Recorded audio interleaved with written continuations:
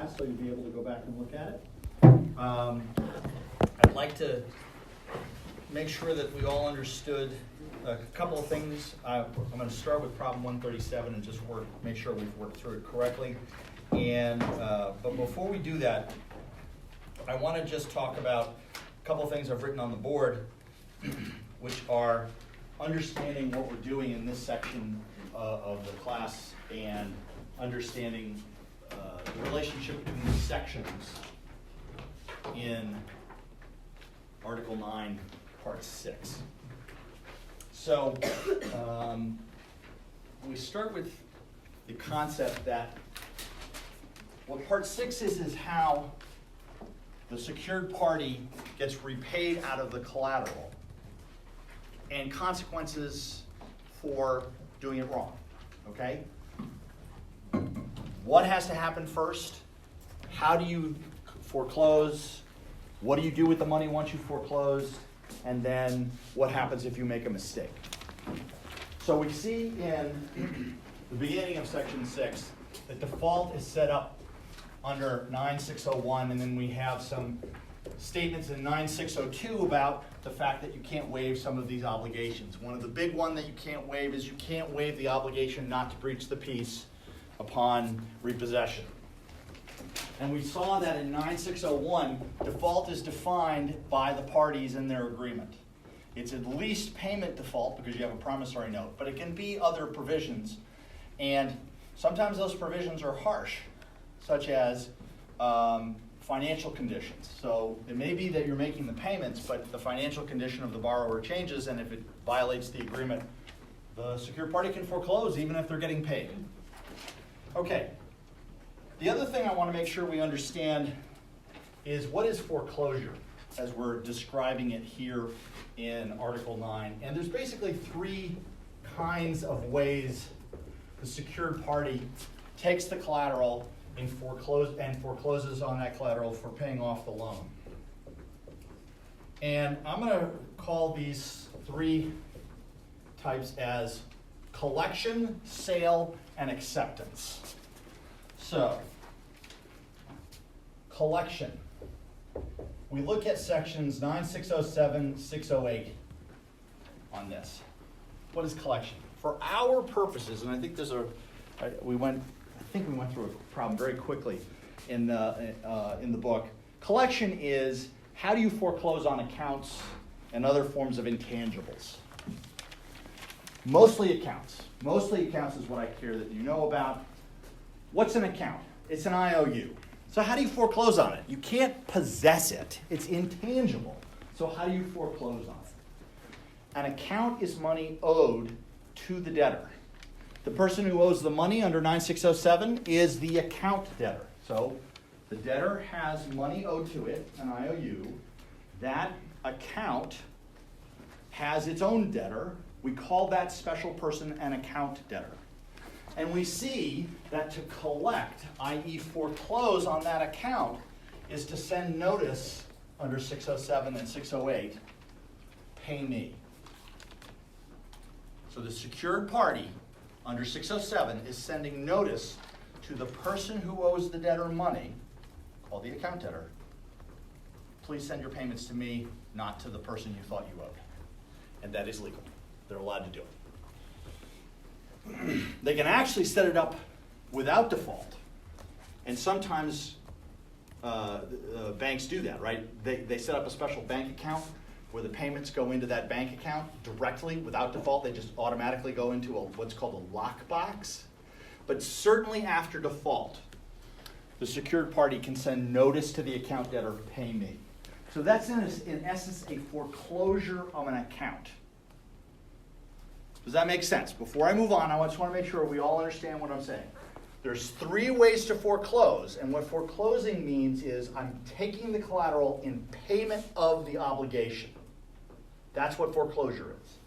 And there's essentially three kinds that we see in Article 9, and the first one is, how do you foreclose on an account and an intangible form of asset? You provide notice of the obligation to pay the secured party under 9607. Everybody good with that? Mm-hmm. So that's one kind of foreclosure. So the second one is the sale. And this is the one that starts with getting repossession of the collateral under 9609. And we talked about breach of the peace and all of that. 610 tells us, 9610 tells us that once we have possession as a secured party, we can sell the collateral to pay off the loan. And 610 tells us that we have to do it certain ways, we have to be commercially reasonable, so on and so forth. We'll talk a little bit more about this in the problems. There are a lot of provisions about this. Essentially, it's 9610 to 9615, and it tells us that we have how we pay off the amounts, right? So that's sale. We'll talk a little bit more about it today in the problems, but that's the kind of foreclosure that most people think of, right? When you think of a mortgage foreclosure, you're getting the house and selling it. And that's what 9609 and 610 are. Again, you can't get physical possession of an account. It's an intangible kind of property. So the way you foreclose on it is to send notice, and that's 9607. So just contrast those two. These two, collection and sale, are a kind of foreclosure where the debtor has the possibility of getting a surplus. So under these two kinds of collections, so foreclosure, collection and sale, under 9608, and then again under 9615, if there's excess, that goes to the debtor, right? The debtor gets the excess from the collections or the sale of the assets under 9610. If there's a deficiency, the debtor pays what's left over on the balance. You didn't collect enough, you didn't sell the property for enough, the debtor owes a deficiency. Okay? That's again calculated in 9608 and 9615. The third kind of foreclosure is acceptance of collateral in satisfaction. And there's two kinds of satisfaction, full and partial. Okay? And those are dealt with in 9620. So 9620 sets out the conditions for foreclosure in these. Sorry, for acceptance as a form of foreclosure. What's acceptance in satisfaction? It is what is referred to in other law strict foreclosure, which is that the secured party keeps the collateral. Doesn't sell it, doesn't do anything with it, just keeps it and makes a deal with the debtor on what is owed. Now, if the secured party says, I'm keeping it and it's in full satisfaction, that means no money is owed. There's no deficiency. And there's no surplus. It's just, we're square. Partial satisfaction is, I'm keeping the collateral and you still owe me money. All right? So those are the three kinds of foreclosure that Article 9 has set up. Collection, sale, and acceptance. So, take a look at 620. One of the keys in all of this is that somehow there's notice that's going out, right?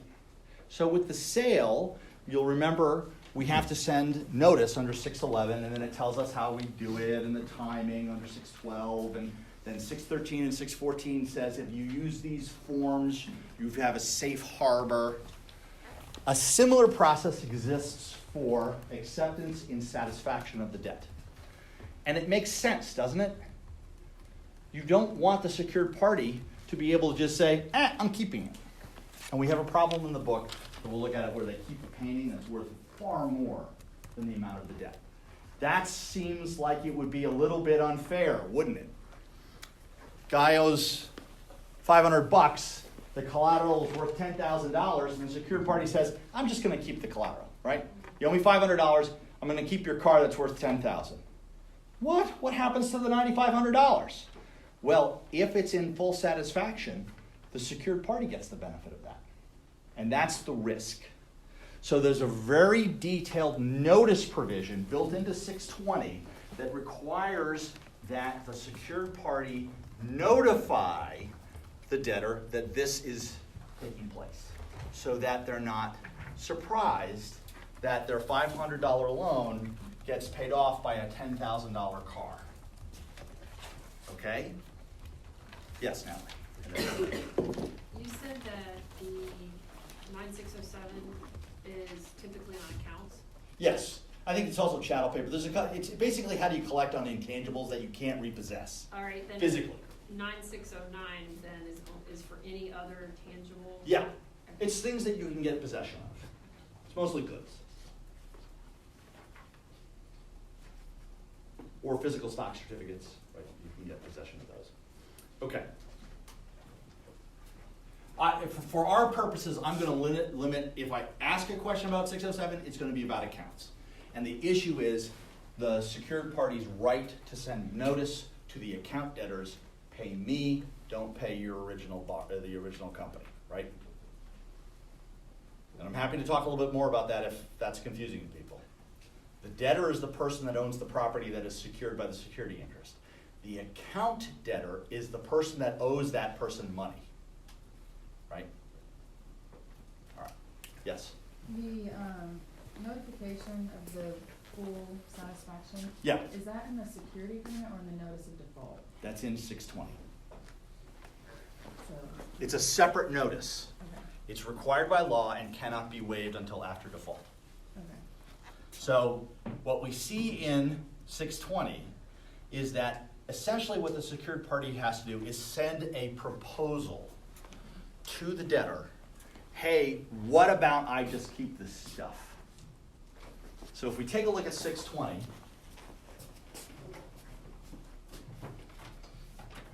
it sets out in a fair amount of detail exactly what has to be said, right?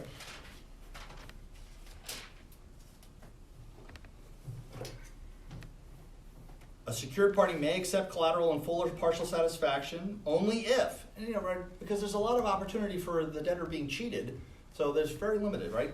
The debtor has to consent, as set out in subsection C, and there's no notice from another secured party. What if there's another bank that has an interest in the collateral? They might go, no, I'm not happy about that. Either sell it or pay me, that kind of thing, right? Because they're entitled to get paid. If there was a sale under 9610, under 9615, all subordinate security interests would get paid off if there's a surplus. So those secured parties might say, no, I'm not happy about full satisfaction or partial satisfaction. That I'm not getting my fair share out of that. So there can be people who complain. Sir, Yeah, I just you had a question too. Yeah. Yeah. No, go on. So about the account debtor thing, Yeah. is it like if I owe you, say you're the bank, Yes. and So you're foreclosing on me? So let's make it easy. Okay. I'm Walmart. Okay. Sorry, I'm just the general store. And Fred Farmer comes in and says, I want to buy 10 bags of seed.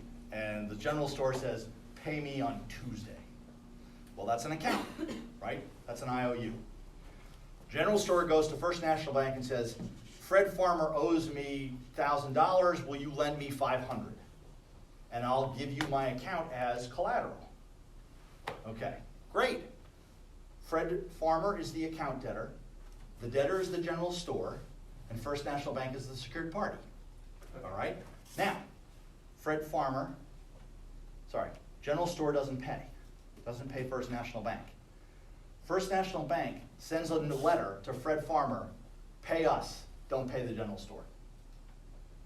Got it. So the account debtor owes some debt Yes. to that debtor, which can go to the secured Yeah, party. and it's a great asset in terms of collateral because it's very liquid. It is just money. That the collateral is just what money owed. So First National Bank says to Fred Farmer, hey, send in the $500 to me, the $1,000 to me. Yeah, and then they have to, of course, if there's surplus, they pay it over to the general store. Yeah, I have a question. So say First National Bank gives Fred Farmer a loan for a truck. Yeah, He defaults, then for the foreclosure, do they have the So which version of foreclosure? They can't do collection because it's Yeah, a car. so do they have Sale or discretion acceptance? to choose between sale or Yes, acceptance? they do, yes. And is that clarified anywhere, or? Yeah, in Article 9. In our, okay, but like, on. Article 9 allows partial satisfaction or full satisfaction under 9620. Okay, but could they put in their? And the debtor can say no. The debtor has to consent. Now, there are limitations on the way the consent works if it's full satisfaction. The proposal doesn't have to be necessarily agreed to. It's presumed agreed to if there's no notice sent back. So that's under, if you look at 9620 C.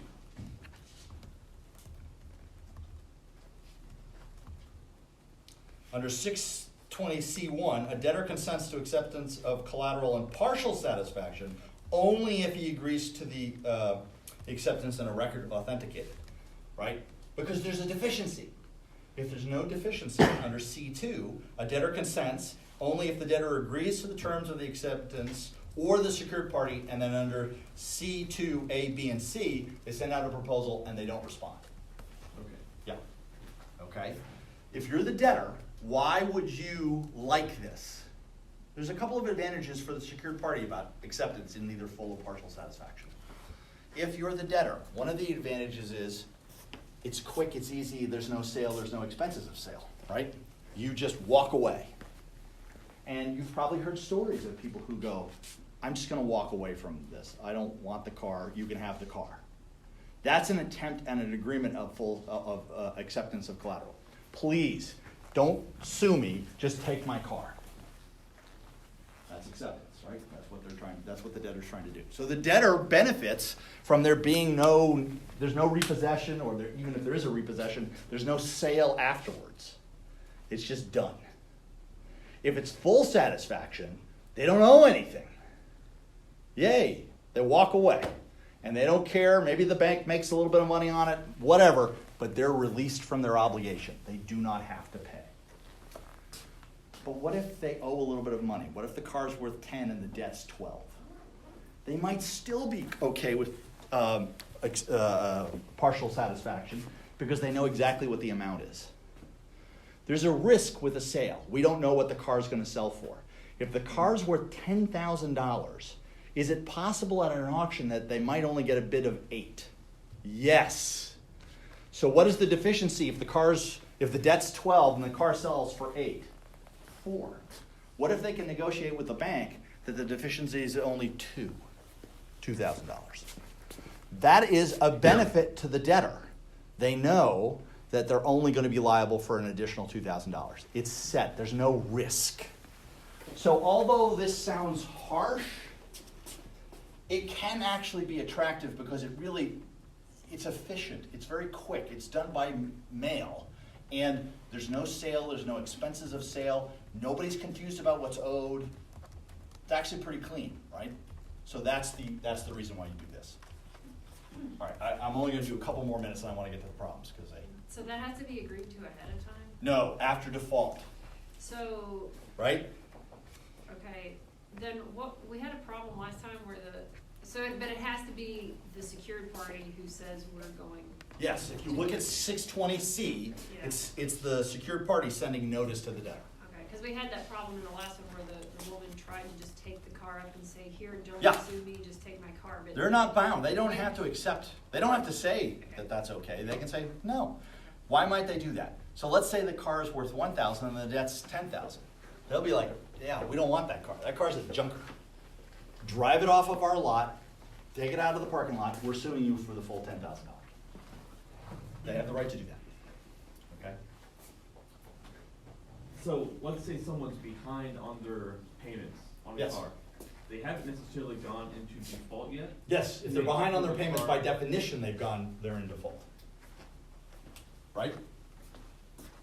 Unless there's something in the loan that says Or- you pay on the 1st and you have until the 15th to make the payment. Yeah. Then you're not really in default until the 15th. So then can they propose the acceptance to the bank to get out of that situation before it would? Before default, sure. Yeah. That's just a negotiation. Sure. They can see down the road they're not going to be able to do it. Yeah, Now, or- if you're the debtor and the asset is worth more than the debt, you should sell the car. or the asset, right? If you owe $1,000 and you have this collateral worth $5,000, you should sell it. Get the $5,000, keep the 4, pay off the 1. Yeah. But yes, they could absolutely negotiate that, and there's nothing in Article 9 that would prevent that. Okay. What if you want your property back? What if you're not happy? 9(6)23, redemption. This is an equitable remedy that has been put into the statute. It was the right of redemption is something that was created under mortgage law and has been imported into Article 9. Article 9 says you have the right to keep your property. What do you have to do? Under 9(6)23, what do you have to do? Pay off the loan. And if the loan has been accelerated, how much of the loan do you have to pay? The whole thing. Look at the comment. The comment, official comment 2 to 9(6)23, it's brutal. Pay off the loan, pay off the costs, pay off everything. The bank can demand everything from you.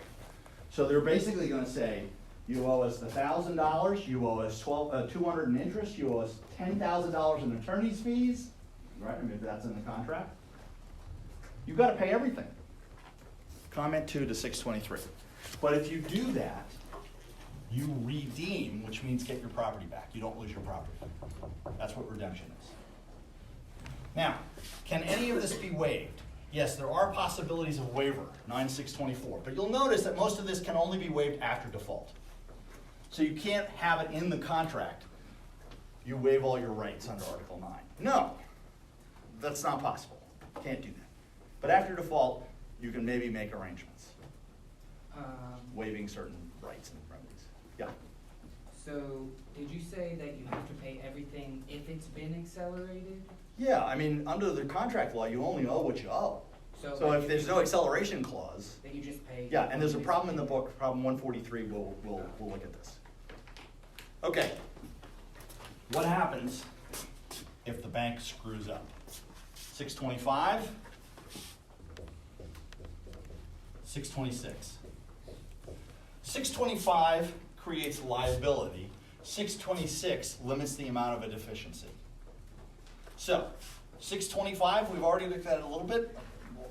We have a couple problems we'll look at in a minute where we'll look at it some more. Essentially, if they proceed in a way that's not commercially reasonable and you're harmed by that, you can get actual damages. If you're a consumer, you can get interest, right? Your interest back plus 10% plus a $500 penalty, maybe other damages, okay? But the really cool part of this is 9(6)26. It limits the amount of the deficiency. And there's essentially 2 ways that it limits the amount of the deficiency. One is, what would you have gotten if they had been commercially reasonable, and a rebuttable presumption that the amount of the debt is the amount that would have been received upon sale. So let's say the car's worth $5,000 and the debt's $7,000. Okay? We can get a Kelley Blue Book and see that it's $5,000. But $7,000 is owed. And they screw up the notice. Under 9(6)26, they haven't perceived as required under the part. And so let's say they sell it for $3,000. So they sell it for $3,000, the car's worth $5,000 in the Kelley Blue Book, and the balance is $7,000. So the first thing that happens is they didn't follow the law, so they're in default. So 9(6)25 says there might be damages.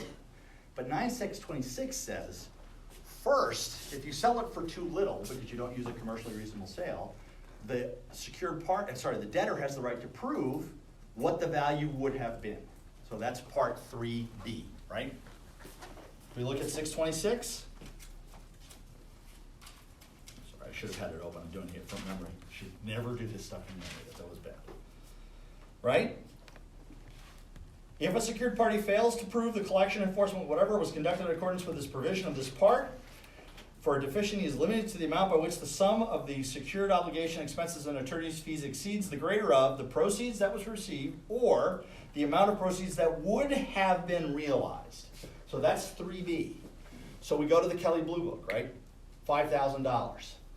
Should have gotten 5, you only sold it for 3, you can't sue for anything less than 5 because you didn't do it properly, right? You have to have screwed up, but if you screw up, they can prove that the value of the car was actually 5.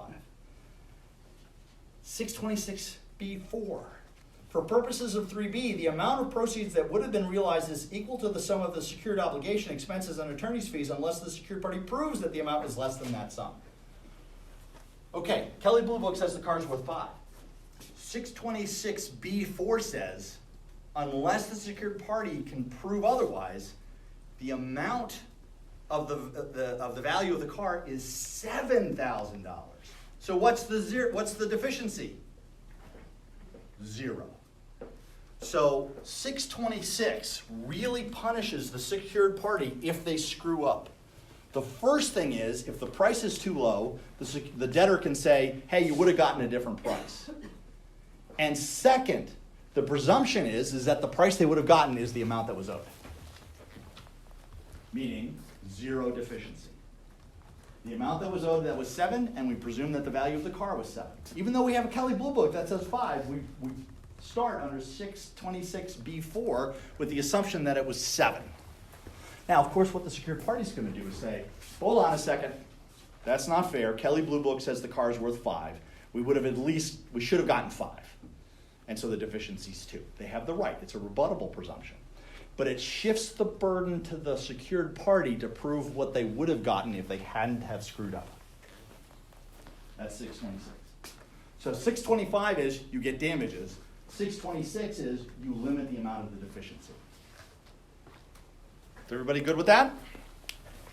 I think we have a problem in the book that we'll look at in a second as well. That's how Part 6 works in default. You start with what is default. You move on to how are we going to foreclose. You then, and these parts also include the calculation of the deficiency. You move on to, hey, can the secured party redeem? Is there an opportunity to waive some of these rights? And what happens if the secured party screws up? That's 625 and 626. Okay? So that's how Part 6 is structured. All right, problem 137. We have question A. Is the surety entitled to notice under 9611? Yes. Very easy question to answer. Go to 9611. We have a foreclosure. Now we're selling. Were they entitled to notice of the sale? 9611. Absolutely. 9611A2, the debtor in any secondary, They have to send notice. It might help if I had my notes out. Again, I should do this without your notes open.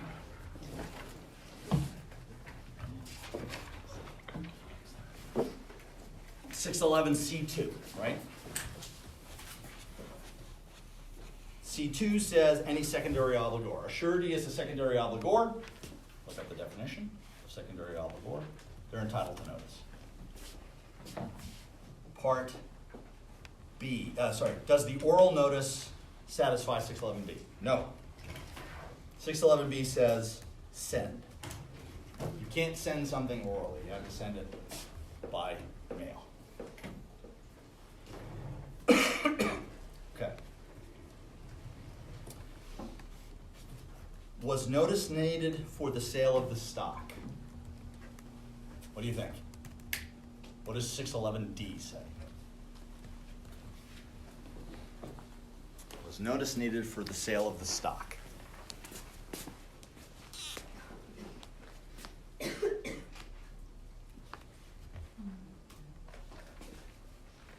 You say no? Why not? It's not necessary for the type of estimate to be sold on a recognized security. Yeah. Stock is sold on the New York Stock Exchange, assuming it's that kind of stock. It's publicly traded. There's no risk of getting the price wrong. It's whatever it sells for on that day, and we can look it up. So that the notice is immaterial, right? It doesn't help prevent things. The purpose of the notice is to help the debtor avoid bad situations. Like they're selling at too low a price, there aren't enough people at the sale, all those things. But if you sell on a market like the stock exchange, there's no risk. What if the collateral is tomatoes? 611D, what does it say? Do you need notice? Perishable. The goods are perishable. You can sell without giving the proper notice. Right? We don't want there to be 10 days. How quickly do tomatoes rot? Right? You just got to sell them. Done. So perishable goods don't need notice. All right. How about the equipment? Was notice needed for the equipment? Yes. I hope you all see that, right? Notice is required. It doesn't fit under 611D, so you got to provide notice. The question asks, if no notice was sent to North Bend Credit Union before the equipment was sold, did Mr. Crowley himself take free of the security interest when he bought the equipment at the foreclosure sale under 617? So 617 says the buyer at a foreclosure sale takes free of any security interest that would have been wiped out by the, that is being wiped out by the foreclosure. Is Crowley a good faith purchaser in this hypothetical? Who is he? Who is Crowley in the problem?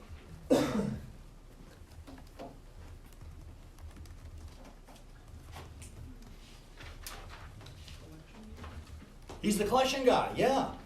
Is he a good faith purchaser? Probably not.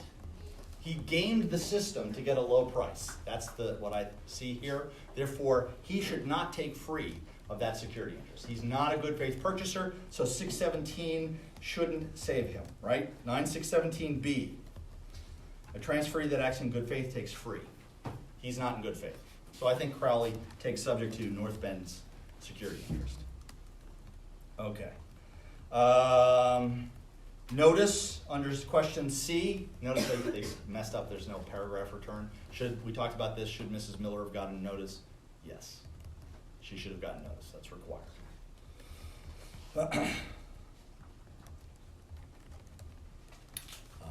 I don't think notice to one debtor, even if they're married, is sufficient notice to the other debtor. I just don't think that the law allows that. Might be in one letter, but they need to be both addressed, at least. Preferably sent separate. Question D.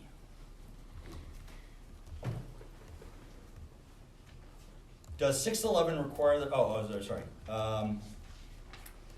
Does 611, D. Does 611 require the creditor to whom notice is returned by the post office to take further steps to notify the debtor? So they sent the letter, return receipt requested. Does everybody know what that is? No, okay. If you go to the post office and you walk in and you say, I want to send a letter, return receipt requested, they pull out this little green card and you put your name and address on the green card. They take the letter to the person and hand it to them, and when the person receives the letter, they have to sign that card that they received it. The postman takes the green card off and puts it in the mail and sends it back to you. That's return receipt requested. That means you have proof that it was received, right? It's like sending an email. I think certain types of, sometimes you can, maybe not email, but with text messages, you can turn on getting a receipt. Exactly the same thing, that it's been read. It's the confirmation that the letter got there.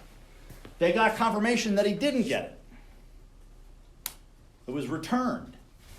Should they have done more to notify him? Yes, not commercially reasonable. Commercially reasonable requires that you take the steps necessary to try and make sure things are going to go as planned, right? So I would say yes, that's not commercially reasonable.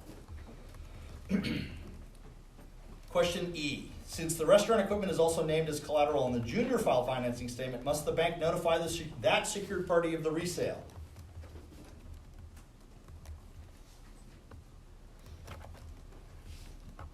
They direct us to 611C and E. What does it say? Do we have to provide notice to the junior secured party?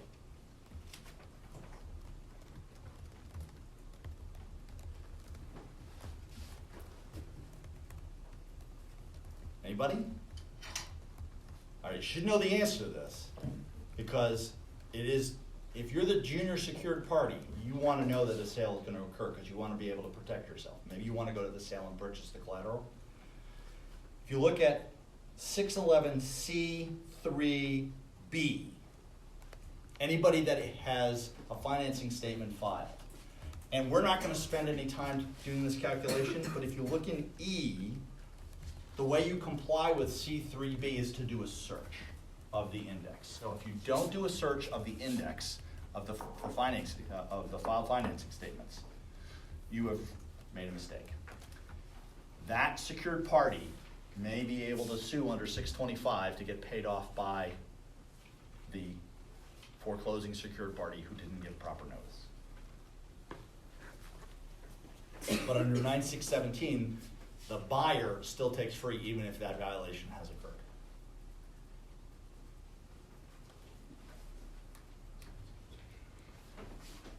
Okay? F, who has the burden of proof? 626A2. Creditor, right? But how does that kick in? How does the burden of proof kick in under 626A1? What is the, in order for the secured party have to establish their commercial reasonableness, what has to happen first? Sorry. 626A1.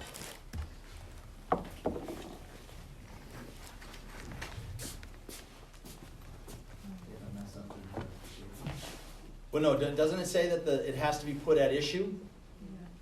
Who has to put it in issue? The debtor has to say, you didn't use commercial reasonably practices, and then 626A2 shifts the burden of proof back to the secured party, and they have to establish commercial reasonableness. So they're going to have to put in evidence of everything they did. They don't put any evidence in, it's a rebuttable presumption, they lose, they haven't rebutted the presumption, deemed not to be commercially reasonable. F. Who has the, oh no, G, sorry. If Crowley has given the equipment sale no publicity, has a public sale occurred? Take a look at the comment 7 to 610. It says meaningful opportunity is meant to imply that some form of advertisement or public notice must precede the sale. If there's no notice, it's not a public sale, and it would not be commercially reasonable. Okay? And remember, Crowley bought at that sale. Is the secured party, Crowley represents the secured party, is the secured party allowed to buy from a private sale? Not if it doesn't meet the requirements. If you look at 610, it says, secured party may purchase at a private disposition only if the collateral is of a kind customarily sold on a recognized market, and the equipment is not. So therefore, it's commercially unreasonable. He shouldn't have purchased, and the price is at risk. What section limits the deficiency if the secured party screws up? I just told you, 626. So remember, if the secured party screws up, we go to 626, and there's a limitation on what the deficiency will be. G asks, H, when a secured party repossesses goods and sells them at a foreclosure sale, will this give rise to Article 2 sales? Don't care. Don't worry about it. I'm not going to test you on warranties. Forget it. Okay? All right. I know I'm moving quickly. I want to get through as much of this as possible, and I'm running a little bit behind here, but I think it's important because it does, this stuff does do a good review. Questions about 137? Feel pretty good about that? No? All right, before we move on, is there anything out of this that is particularly troubling? The whole darn course. I get it. Just calm like lip and calm like lip. Everything. Okay. I think 137 is a very good problem. It works you through all of the steps that are necessary for having a good sale under Article 9. Okay, so take some time, go back and review 137, and contact me with your questions about question 137. It's a good question that outlines a lot of the issues that come up with sale and deficiency, right? Or mostly sale, right? The notice and so on. All right. The RJ case is just a great example of a secure, I mean, if you, the RJ, what's the name, RJ of Tennessee versus Blankenship, Melton?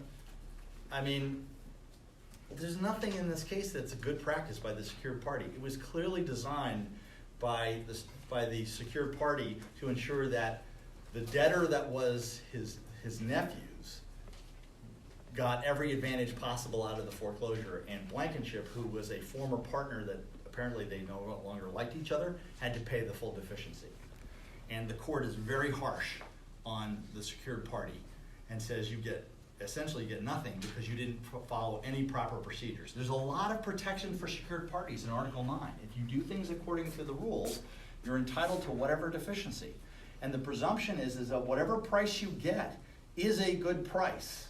Low price is not a justification for claiming something's commercially unreasonable. 627, right? You have to establish something else. It's not enough that the price was low. Low price is okay. But if you have all of these other things that are not good procedure, then all of the rights kick in. Not even if it's like super low? Well, so remember, all the debtor has to do under 626A1 is say, I don't think you followed the procedures that were commercially reasonable. And then all the responsibility falls to the secured party to prove that everything was reasonable. Oh, so they don't have to have anything to back that. All it does is they have to put it at issue, and then that creates a rebuttable presumption that has to be overcome by the secured party. The secured party has to establish that everything they did was commercially reasonable. Why wouldn't every debtor do that then? Because they don't know. Oh. Yeah, they should. Obviously, if you're represented by a lawyer that knows how this works, of course, that's the first thing you're going to do. Your procedures were not commercially reasonable. And then all of a sudden now, all of that's going to come into issue. Low price by itself, not enough. But if they've screwed up notice, if they've sold too quickly, if there's something else, then you have now the opportunity to really challenge it. Okay, 138. I don't really care about too much except to say that this is a secure transaction and they didn't follow the Article 9 procedures. That's all this is saying. They have this weird conditional sale setup that this car dealership is doing, and then they repossess the car and resell it, and they don't give notice, and they don't do anything properly. It's an Article 9 transaction because it's a sale with a security interest, and they're like, we'll see if we get financing. No, once the guy drives off the lot with the car, that's a sale, and it's a secure transaction. It's not a conditional sale, no. It's a secure transaction. All they have is a security interest, and they have to follow the Part 6 rules on how to foreclose. So just saying, oops, the financing didn't come through, we're taking the car back, not good enough. That's all problem 138 is telling us. Problem 139.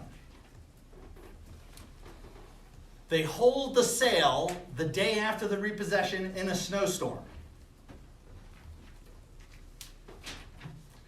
Was this a consumer or a non-consumer sale? That's the first question I want to ask, because it really gives us a good answer to this question. In 139, is it a consumer sale or a non-consumer sale? What's the collateral? Yeah, it's equipment. Okay, so non-consumer. Is there a safe harbor? Yes. 10 days, right? How many days did they give notice in? None. Or at best 1 day, right? So it fails under the safe harbor rule. The notice is not adequate under 612, and therefore not commercially reasonable, and therefore what? Secured party screwed up. 9.625 damages, 926 limitations on deficiency. Can you explain 926 one more time? Yes. So even if the secured party is screwed up, it doesn't mean there isn't a deficiency in a non-consumer transaction. However, in order to protect the debtor, we start putting presumptions into place under 926, which is that we presume if the price is too low, the debtor can introduce evidence that the price would have been higher. And then that's the presumed price. If there's evidence of what the price would have been, Kelly Blue Book, an equipment sales guide, whatever, then that becomes the price. And 9626B4 says, but even before we get there, the presumed fair market value of the collateral that would have been received is the balance of the loan. So if the fair market value is the balance, what's the deficiency? 0. So we start from no deficiency under 626 if the secured party has screwed up. 625, damages. 626, reduction of deficiency amount. Okay. B, is the secured party required to wash the collateral prior to sale? Probably. There's no rule that says you gotta wash the collateral. What it is you have to take commercially reasonable steps to ensure that the sale is good, right? And so courts have said you can't just sell it in its as-in condition if that's guaranteed to give you a bad price. That might not be commercially reasonable. And that's, you see a comment 4 to 9610. Okay. Did it violate 9610B to conduct the sale in a snowstorm? Yes. Come on, that's obvious. That's what the case says. All right, problem 140. When you explain to your client the rights that the debtor has, they want a clause in the security agreement that waives all the rights. Is that okay? You put it in the security agreement. Debtors waive all rights. No. Right? That's very clear. Cannot happen. You can only modify post-default 9624. Okay? 141. All right, 141 is really only one thing I want you to take away from it is that the senior secured party does not have to be paid out of the proceeds of the sale. Only subordinate secured parties. So again, I mentioned this earlier. If we're talking real estate, first, second, and third mortgages, if the second mortgage forecloses, the second mortgage after the sale has to pay off the third mortgage if there's money left over, but does not have to pay off the first mortgage. So that means the buyer takes subject to the first mortgage. That's the same in Article 9. Okay, that's all I can care you know about from problem 141. 142. They repossess the car, but fail to send her any notice. May it still sue for the deficiency?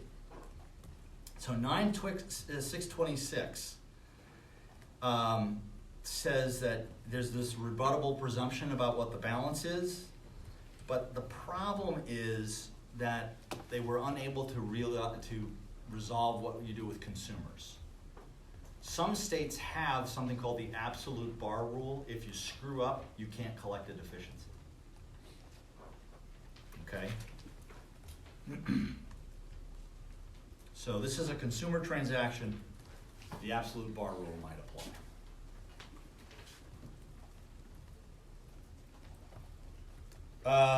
Okay. Just a couple more problems before I move on. We're moving on to the section that's there's 3 problems: redemption and strict foreclosure. Not too much on this. Do you have any questions about the stuff we talked about now? And I know you have generalized questions, but do you have specific questions about what we've just gone over, about the operations of these sections so far? The answer is yes, of course you do. And you don't know what they are, so what are you going to do about that? Email? You're going to email me. You're going to come to a review that I'm going to schedule next week. I haven't told you what time yet because I haven't gotten in a room yet, but as soon as I do, I'll email you. It'll be after the semester ends on Tuesday. It'll be either Wednesday, Thursday, or Friday. Who here has an exam the week of Thanksgiving? Okay, and that's probably the Tuesday, right? I Yeah. have one on Monday. You have one on Monday? Okay. Or the Most Tuesday. I think we tried to schedule Yeah. most of the upper level courses on Tuesday. But anyway, so yes, I would like to do it on Thursday, if possible, because I know that for those of you who have an exam on Tuesday, you'd like a few more days. So I'm gonna do our review next week on Thursday, if I can get a room and I have a time, okay? That sound good to everybody? And I'll email you, I'll try to get that taken care of today, so you have the information, all right? That way you'll have Friday to study. We'll do like an hour, and I'll ask you to come with questions and maybe email me the questions before. All right, let's talk about redemption and strict foreclosure. What's the problem with the way the bank acted in problem 143? He borrowed $2,000, he pays $200 a month, he secured it with his yacht, he fails to pay, they repossess the yacht, he goes to the bank and he hands them $200. And then what does the bank say in problem 143? You owe us the entire balance. On what basis do they have a right to do that? What's the concept where you say everything is owed? Acceleration. All right, did they properly accelerate? No. They have to accelerate before tender of payment. Okay? It's not, and if you look at the comment to 623, comment 2 to 623, it says, to redeem the collateral, a person must tender fulfillment of all obligations secured plus certain expenses. If the entire balance of a secured obligation has been accelerated, it would be necessary to tender the entire balance. What is that? Comment 2 to 9623. So, to redeem, you have to pay what you owe. What you owe is what the law allows the bank to demand. The law allows the bank to demand what is past due, and if there's an acceleration clause, the rest of the balance if they've accelerated. To accelerate, they must do it and communicate that to you before you tender payment. But like having it in the security agreement saying automatically accelerates isn't enough notice? No, most courts are going to be very unhappy with that. They want some kind of notice to go out saying, we're exercising our rights of acceleration. Can they do that in the default notice? Yeah, that's what they would do. You're past due on $200 and we're accelerating your loan. That's what you should do. If he had run to the teller and she goes, we've already accelerated.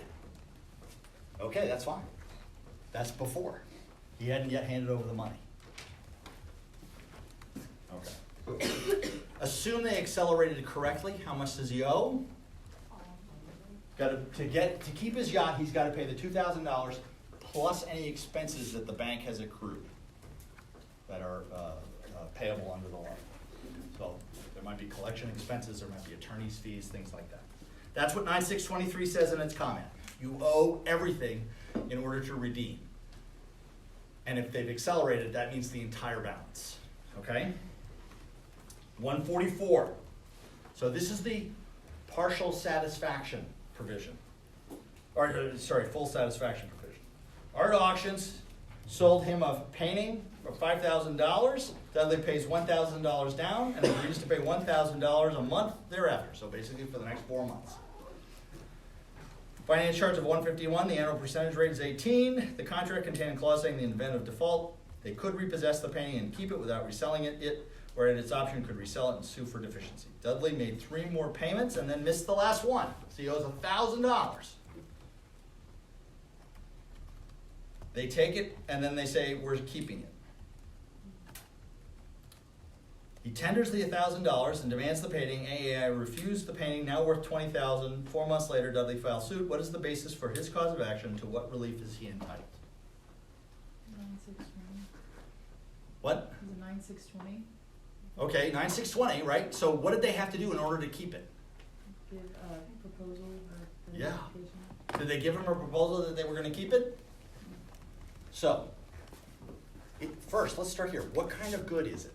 What is the painting in this case? Let's start there. It's consumer goods.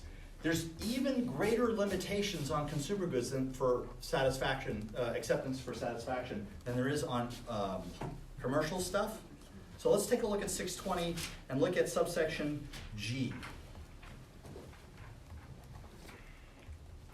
So the first thing, G, is you can't do partial satisfaction at all with consumer goods. So then let's look at 620F. Sorry, 620E. In order to avoid the unfair application of this rule, 620E says you cannot do it at all if the debtor has paid 60%. And that's the total price if it's purchase money, or it's the amount financed if it's not purchase money. How much was the painting sold to him for? $5,000. How much has he paid? $4,000. Is $4,000? What percentage of $5,000 is $4,000? Is he right? Is it 80? Yeah. Yes. So you're sitting there going, well, I have to know math. Yeah, on this one you might have to know math. But if I do math, I can assure you it will be easy math. So I would probably make the number divisible by 10 so that it's easy to calculate what the percentage is, right? Yeah. Is it right under redemption too? Yeah, you should be able to get the property back, right? They screwed up. So they have to sell. They still have it though. They still have the painting. They haven't sold it. So what is he entitled to do? 623. Here's what I owe you. They got to give him the painting back. Yes. Is under 620, they have to give notice in, because they have to do two different things before they do? They have to, it depends on whether it's full or partial satisfaction. So if you look at C2, the debtor has to consent. And there are two different kinds of consent that are necessary. If it's partial satisfaction, they actually need a letter where the debtor says, I agree to everything in here. In C2, if it's full satisfaction, they can send it out, and if they don't get it within a stated period, right, does not receive, so you look at 620C 2C, does not receive a notification of objection within 20 days. But that's full satisfaction, right? This is consumer goods, so they essentially what 620E prevents is the loss of equity for a consumer. So if the consumer has paid 60% of the price, they get their painting back. And here it was 80. Okay? If I make you do math, I assure you the math will be easy. It'll be you'll be able to round it by zeros, right? It won't be $10,000, $100,000, $1 million, right? You're not going to have to do difficult math. I hope that's true. Sometimes I say things and then I write a question and I screw that up, but my promise to you is I'm going to attempt not to make it difficult at all. Okay, so that was, which problem was that? That was 143, 144. We got two more problems, right? Yes. Sorry, we did one. No, 145. We got one more problem. They let the collateral sit for 17 months.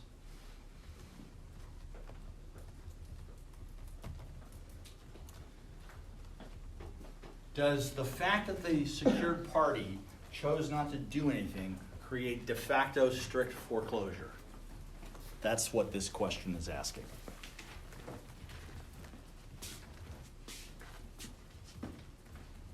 The answer to that is no. 620 dictates how strict foreclosure works, how acceptance and satisfaction of the collateral works, and it requires notice and some kind of consent, whether it's deemed or actual, right? You cannot have de facto partial satisfaction. So it means 17 months may be okay, right? The value of the collateral might have gone up, so they haven't done anything wrong. It's not commercially unreasonable. Who cares, right? There's no rule that says you have to sell the collateral immediately. Although if it were perishable and you didn't, that would seem to be commercially unreasonable if you know it's perishable and you choose not to do anything. 17 months, right? If you got a big container of tomatoes, what happens after 17 months? Yeah. It's only good for pizza. That's disgusting. Okay. I went over what I always do, and I'm so sorry. I wanted to make sure we got through all these. So that's all of the problems. Who here had chance to look at the sample exam that I put online? All right, so shall we just start with the first problem? Okay, so I set up this problem where I have a debtor that decides to become a writer, buy some equipment, bedroom, how do we say it in Kentucky, suit? Bedroom suit. That was the funniest thing I ever heard when I came here. I bought a new bedroom suit. Pajamas? So the question is, how do we do, let's do the analysis together. Who's the debtor? And this is where I think you should always start with these questions. Identify the parties. Know who they are. Figure out who's the debtor, who's the secured party, identify the collateral. If you can from the facts easily, figure out what type of collateral it is under Article 9, because that has a big impact. So let's talk about that. Suzanne Ritchie is the debtor. Who's the secured party? First National Bank, right? Okay. What's the amount of the obligation? $30,000. What's the collateral? Equipment. Okay. And what is it exactly? Didn't I say? Now, under reactor. Yeah, that's the description of the collateral. What is it that is the collateral in this problem? Office furniture and a computer. Well, Office furniture and what? Computer? And a computer. Great. Okay. well, that's where I was confused. Okay, go ahead. Why are you confused? Because she got that later, but was there no collateral to start with? There might not have been. Are you required to have collateral at the time the loan is made? No, that's fine, but if you didn't. So say in we order just for that to assumed- work, what do you have to have in the agreement in order for that collateral to be covered if it didn't exist at the time the loan was entered into? The actor. Do we have an after acquired property clause here? Yeah, Okay, great. so we can just assume since. We don't assume, we do the analysis. Well, I'm saying like since it didn't say that there was any collateral at the beginning, do we just assume she started with no equipment? As I recall the problem, she has some stuff. But I think they only foreclose on the office furniture and what is it that they foreclose on? The bedroom suit and the bedroom suit and the computer. So the equipment is the computer, and the question is the bedroom suit, is that equipment? Yeah, I have a lot of questions. All right, go ahead. So, No, that's okay, we'll keep going. 'Cause no, it's- so we identify who the parties are, identify what the collateral is, Mhm. categorize it or put it in its type as much as you can. Is the computer equipment for her? Well, what's her job? Is the computer owned by a professional writer? Is that equipment? Yeah. Is it consumer goods? Can a computer be consumer goods? Yeah. Absolutely. Is what she's doing a consumer activity? Does she own it for personal, family, or household use purposes? Not at that time. Not at that time, right? So at the time that she acquires it, does a security interest attach to the computer? Okay. So we've defined who the parties are. We've identified what the collateral is. We figured out what type it is. We look at the security agreement. We read it and make sure that the security agreement describes the collateral. And here the issue was after acquired, and that was in the agreement. So yes, it's covered. Even though it didn't exist at the time of the loan, and was purchased later, it was still covered. So is the secured party secured? Perfect. Great. This isn't the facts of this, but if they didn't have equipment, would they not be attached until there was equipment and therefore not be perfected until? Very good thing. So let's talk about that. What is the date of attachment? When all three things happened. So at the time the loan was made, they had a security agreement and they had a loan. So they had agreement and value, but they didn't have rights because she didn't own the computer. Okay. So when does attachment occur? When she got it. Correct. Okay. All right. So on the day she acquires the collateral, that's when they have an attachment. Are they attached? Can they foreclose? Yes. Okay. So, yes, question. You just said it really fast, but can you go back to how you analyzed it, define the parties, the You bet. collateral? Let's do that again, okay? So I've got the problem. Oh, I'm sorry. Shoot. The people who are watching this later have been reading this the whole time because I had it on the screen in front of me and I forgot I hadn't put this down. So let's take a look at the facts. Sorry, that would have helped, wouldn't it? So the problem sets out all of the facts. So let's take a look here. We have Suzanne Ritchie. All right, we know the jurisdiction. I didn't do other. All right. This is a colleague, actually. That's what, it was funny to me when I read it in 2000. So so we've identified. Here's the loan. Here's the bank. The bank gets a security agreement, right? They have a line of credit loan that covers equipment now owned or hereafter acquired. So debtor and obligor is Suzanne Ritchie. First National Bank secured party. Secured party security interest is set out in the security agreement. That is, the security agreement is described in the security agreement and the financing statement as equipment now owned or hereafter acquired. So that's how I would do the analysis. Pick out who the parties are, look at the arrangement between them, understand who they are and what it covers. So then we go to the second part of this. Now, let me go back. One thing I just want to highlight here is that they want to give her a line of credit. Value can include a promise to make a loan. They don't actually have to lend money. If they promise to make a loan, that's value. So the value existed on the day that the bank decided we're going to give you a line of credit. So when the bank gives you the credit card, and they say, we promise to honor any charges you make on this card up to $10,000, even though you don't charge anything at that point, you still have, they've still given you value because they gave you the card. And that's the same situation here. It's a line of credit, okay? So she signs the security agreement on July 1st, and then on the same day, they filed the financing statement. Yay! On July 1st, she drew down $15,000 and purchased a computer and office furniture. She keeps the office furniture and computer in her writer's bunker, and the balance is $15,000.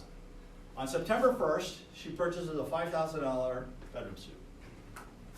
What is the bedroom suit? Consumer goods. She asks FNB to advance her $5,000, and they issue a check directly to Fred's Furniture. She now owes $20,000. What am I tricking you into thinking? They issued the check directly to the seller. Yeah, it's not a PMSI. Why is it not a PMSI? It didn't attach because it wasn't described in the security agreement. There was value, there were rights, but there was no agreement. Yeah. The security agreement did not cover the bedroom suit because it's not equipment. Okay. She's got bad writer's block. On October 1st, she sells the office furniture in her garage sale to Bob, who puts the office furniture in her daughter's room. Now, what's the key to this fact right here? In order for the sale to be covered by the garage sale exception, what does it have to be? So is the office furniture consumer goods?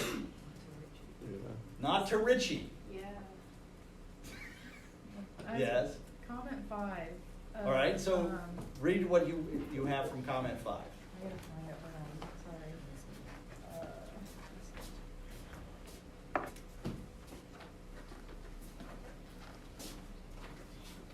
sorry. It says, deals with buyers of collateral that the debtor seller holds as consumer goods. Is it like, holds out like in the garage sale as consumer goods, or does that matter?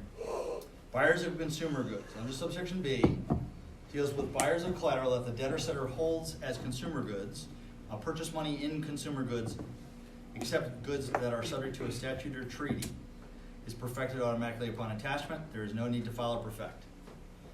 Okay, well, they are not perfected. Well, there's two problems here. One, I don't think it's consumer goods. The fact that she's a crappy writer doesn't mean she's not a writer. Has she ceased to be a writer? Is she using it for personal, family, or household purposes at the time she sells it? Yes. Okay.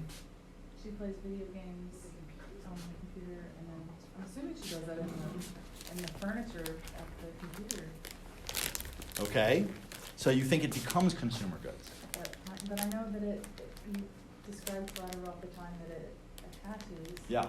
So if you're holding it out as a consumer good to a garage sale person,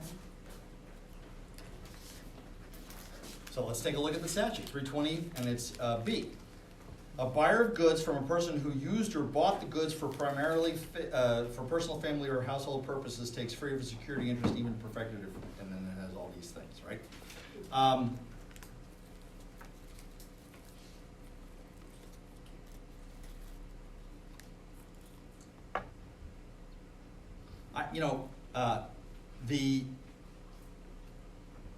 The rights of a buyer, let's see.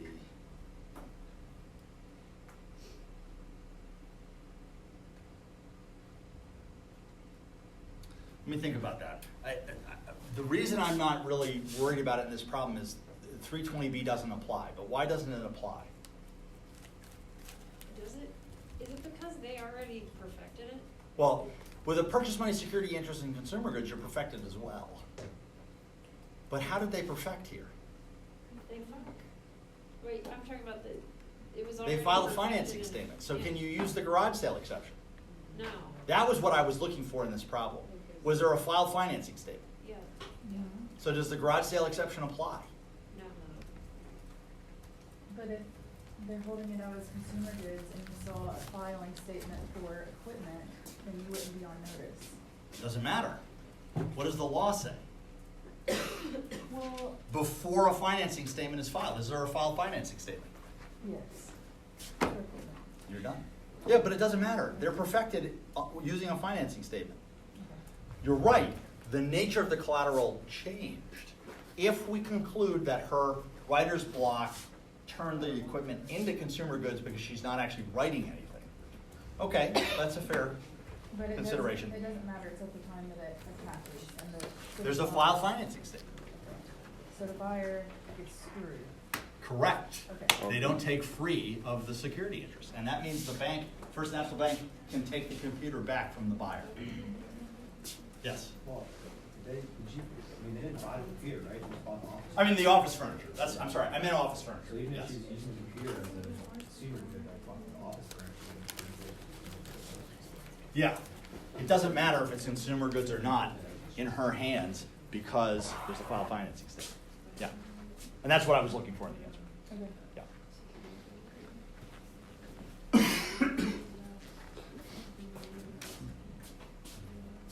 All right. So does Bob take free of the security interest? No, because there's a filed financing statement.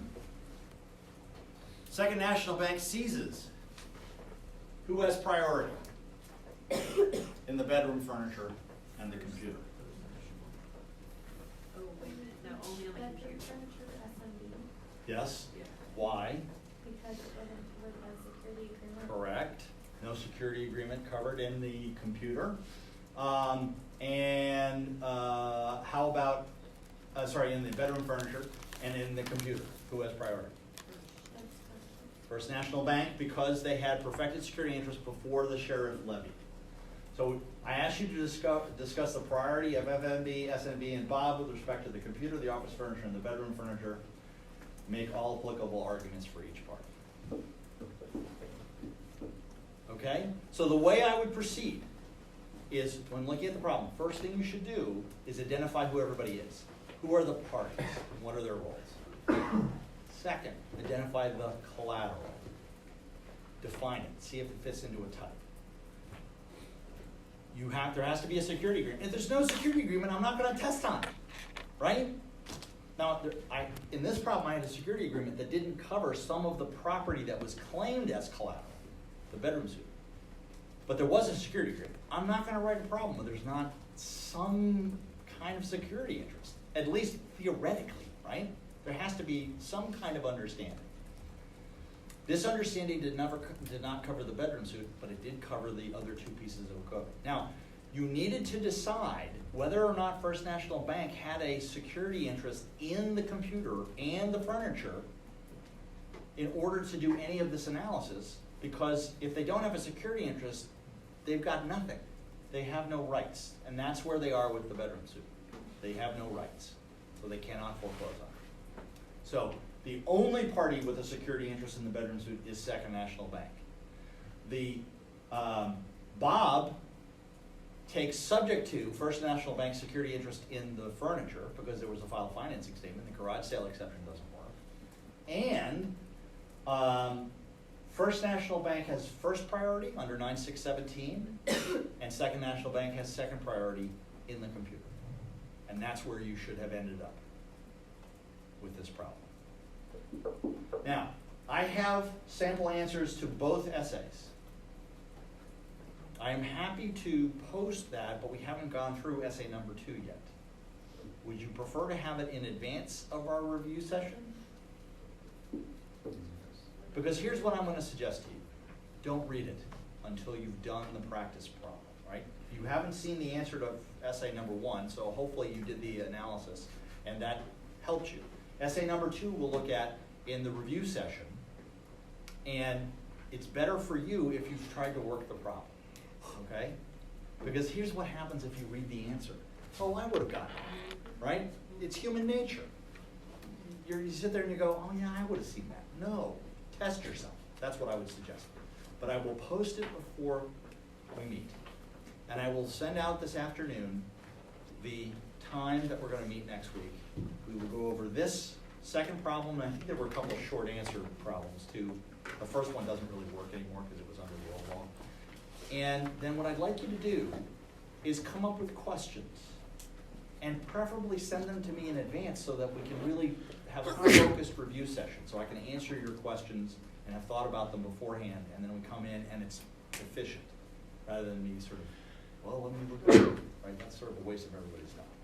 So between now and next Thursday, when I think is when we're going to have the review your notes, see where you have some trouble, send me problems, and then I'll come into class and I won't identify you. I'll just go right to the problems that people have sent me. Okay? Does that sound good? Just a general question, if we were to master all the issues for the most part that were brought up in the practice exam, we could video cap. I just didn't know if it was like a good. I mean, I can never guarantee that everything's Right. covered, Not right? gonna I mean, I didn't cover everything in this exam. Right. But I covered most things, right? I covered the obtaining of a security interest. The second problem deals more with the competition between the secured parties, right? That's what problem number 2 I is. figured. That's a priority Like, value. Yeah. Yeah. And in problem number 2, there's like multiple states involved as Okay. well. I've been Yeah. looking that all the time. Yeah. Yeah, it was, I felt like this was a pretty good comprehensive exam. And then also the one from the multi-state. It was a pretty good one. Yeah.